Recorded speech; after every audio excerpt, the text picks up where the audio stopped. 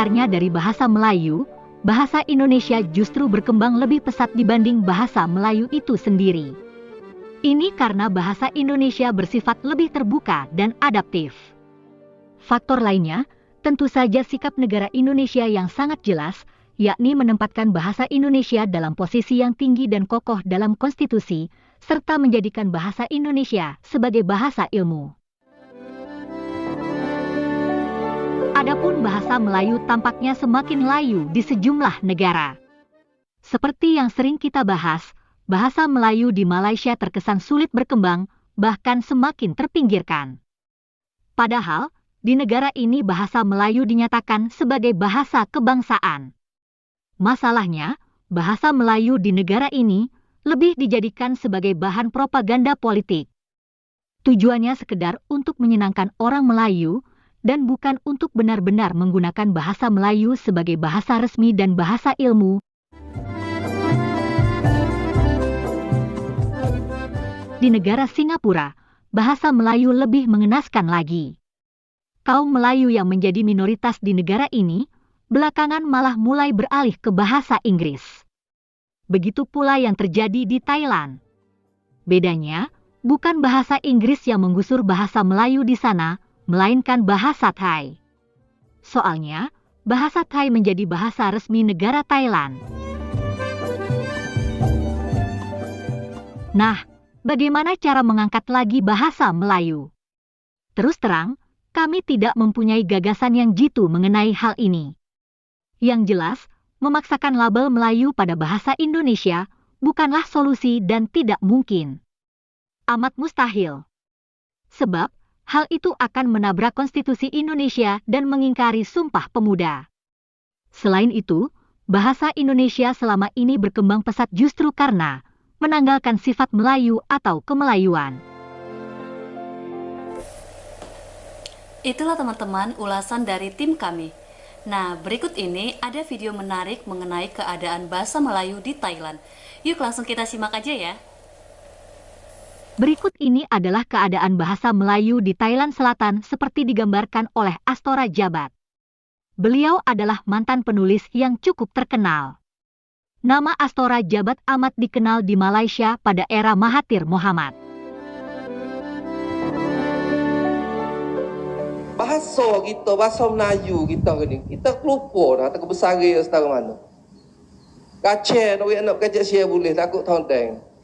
Saya amat bersetuju dengan pandangan YB Kuhing Jawa Hasan daripada Parti Ummah yang mengatakan bahawa orang Melayu petani tidak sedar tentang kebesaran dan kehebatan bahasa Melayu.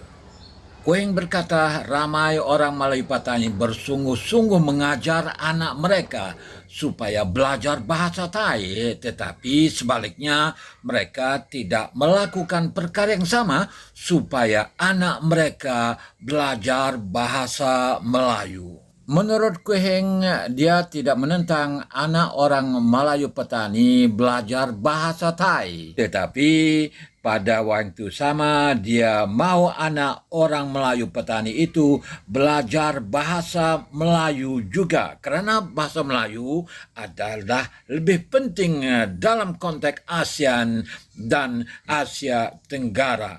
Bahasa Melayu adalah bahasa yang dipergunakan di kebanyakan negara ASEAN dan Asia Tenggara, sedangkan bahasa Thai hanya untuk Thailand sahaja. Dalam 5 menit 212 kali ini saya akan berkongsi dengan anda pengalaman pahit pribadi menyaksi anak bangsa sendiri di petani selatan Thailand membunuh bahasa Melayu sedikit demi sedikit. Para pembunuh bahasa terbesar ASEAN dan Asia Tenggara itu bukan orang biasa di kalangan rakyat, tetapi mereka golongan berpendidikan dan mereka yang ada kedudukan dalam masyarakat. Apakah sesuai ditulis dengan bahasa Thai saja pada makam Raja Petani seperti di dalam video ini?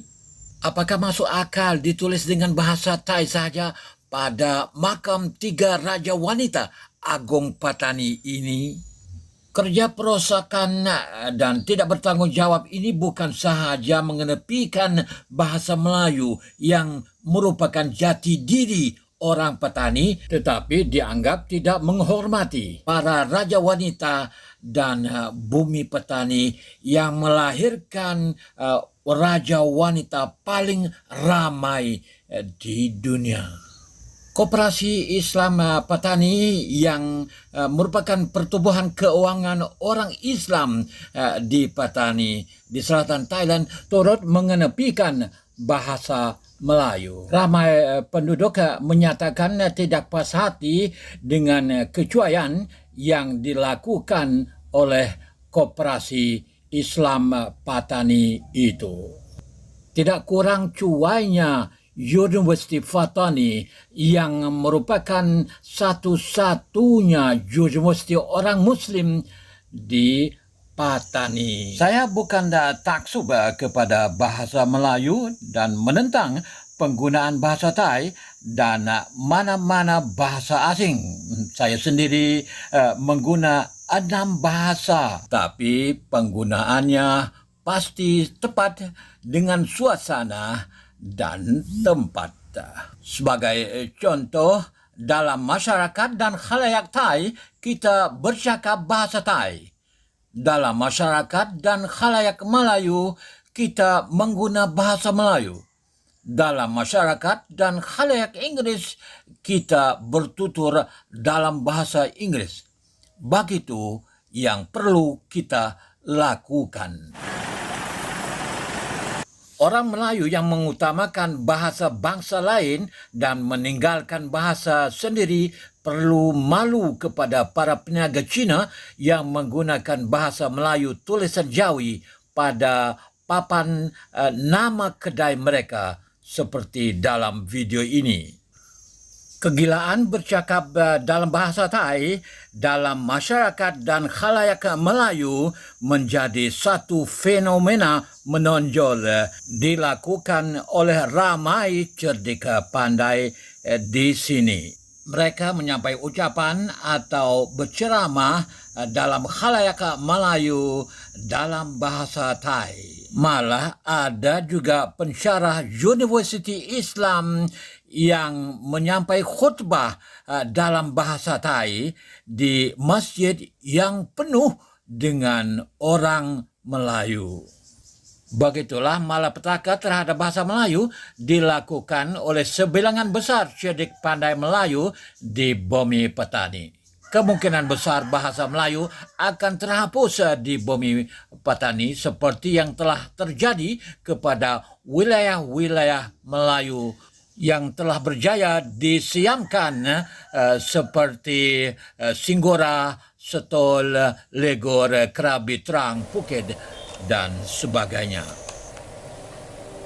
Terima kasih ya teman-teman sudah menonton video kami. Semoga bermanfaat dan sampai jumpa lagi.